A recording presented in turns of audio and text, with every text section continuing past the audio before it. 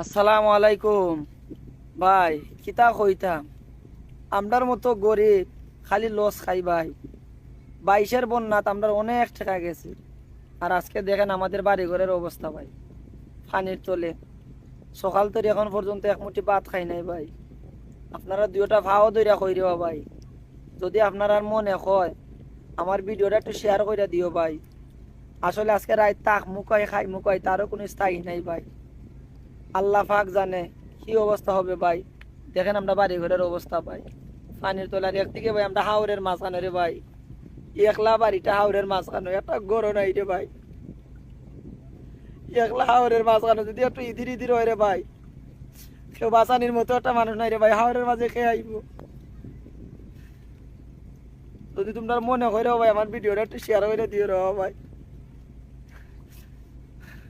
মা বোন লইয়া টেকছি রে ভাই।